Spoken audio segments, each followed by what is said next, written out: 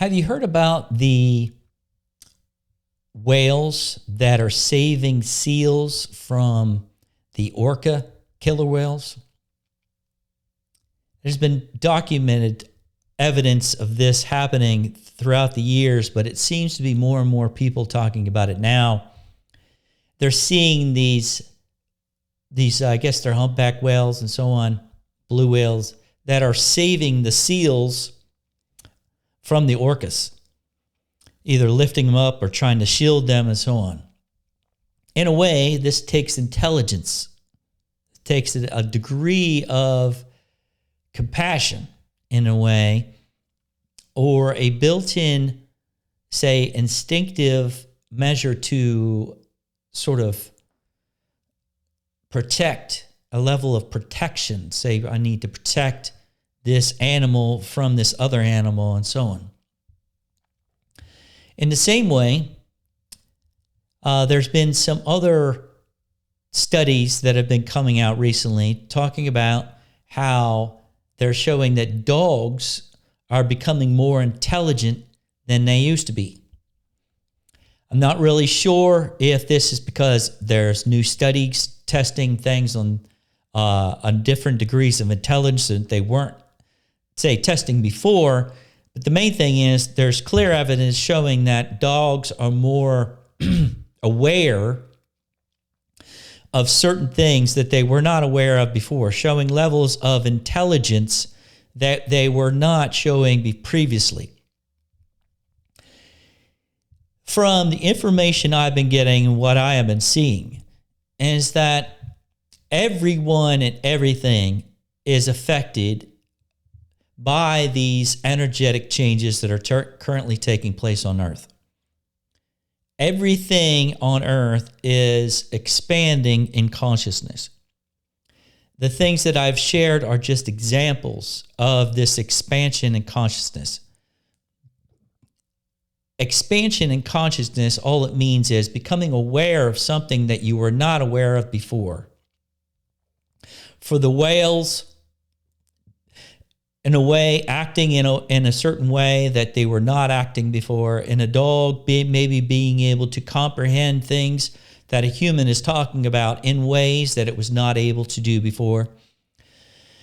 In the same way, for humans, becoming aware of, say, the control and manipulation that has been taking place on Earth for tens or hundreds of years, and how they're basically being able to see these patterns of corruption where they were not able to see this corruption before. This is another example of, in order to see something we were not able to see before, that means there has been an expansion of consciousness. Even though it's very challenging for humans to change, our egos do not like change. So it is challenging to truly step more into change, to truly be willing to change, to let go of the old beliefs and the fears, to experience something new. Be willing to experience something new, to actually put forth the effort of wanting to change a mental pattern to where you see and think something differently.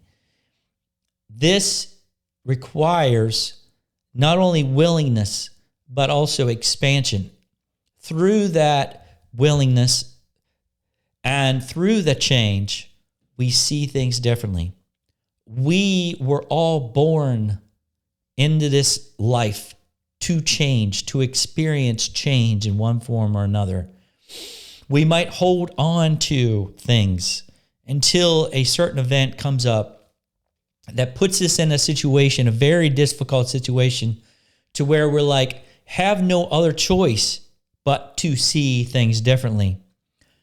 But the thing is, we don't have to wait for these difficult scenarios to arise before making choices. One way or another, change is going to happen.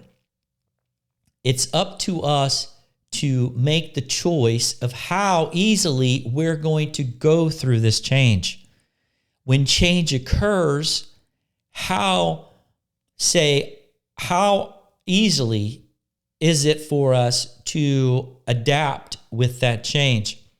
If a loved one passes on, for example, how long do we grieve, and how long do we hold the sadness and are depressed, for example? Again, that all depends on how fast we are willing to adapt and change, to see that the person really did not die on an eternal level. It just changed forms into a lighter version of themselves that we cannot see with our physical eyes. These are the kinds of things that have to do with an expansion of consciousness, to become aware of things that we were not aware of before. Have the willingness to change, my friends. This is a time of accelerated change. We have the ability to experience and see things that we would never even imagine in the coming years. So it's a matter of us, how are we going to experience these changes that are going to come about? How have we prepared our consciousness for change? Are we adapt to change now? Or are we still holding on to and struggling to let go of the slightest thing or the slightest belief in fear of this change? So again, this is a time, and the reason why I bring up these videos and these suggestions is for you to adapt to the changes that are currently taking place on the earth. So when more changes take place and you're able to observe these changes without going straight into a space of fear or worry, you're able to observe without fear. You're able to observe without conditions or judgment. These are the kinds of things that are very, very important to integrate now, not to wait for certain big changes that force us to move in one direction or another. If we're willing to adapt to change now, the bigger changes are not that big. They don't affect us in the same way as if we are already adapt to change in itself. It's something to think about.